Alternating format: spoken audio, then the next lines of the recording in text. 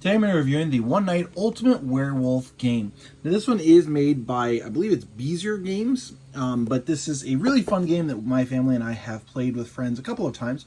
Let me go ahead and show you exactly what you get inside. One thing I did want to mention before I start is that this game is actually 3 to 10 players. So you can play with a larger group than many other games, despite it being a relatively small set.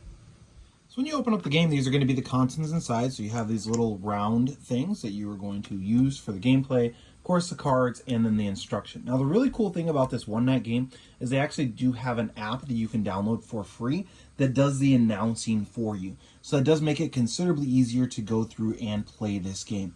Now the general concept of this game is each player will be have one of these different cards. So you're assigned a different role. And then after you learn what your role is, then it becomes quote-unquote night.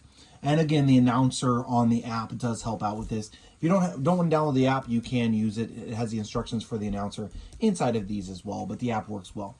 And essentially there's going to be, let me see if I can find it here, a werewolf card. Looks like it's hiding. Yep. So there's going to be werewolf cards. There's one. Okay.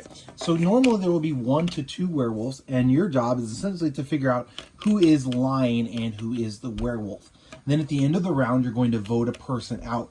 If you voted out the werewolf, then you win, and all the people who voted win that round. If you vote out one of the villagers, these different ones that are here, then you lose, and the werewolf or werewolves win. Because again, sometimes there's 1 or 2. So overall, it's definitely a really fun game to play. The game does move relatively quickly, especially if you're using the app. It gives you the basic instructions. Essentially, when it's night, each person is going to wake up one at a time. They'll have different actions that they can perform or do perform throughout the night to allow them to it's just kind of be interesting. So it's really a cool game. Again, it comes with all the instructions, but we personally just used the app multiple times, and that's helped us out.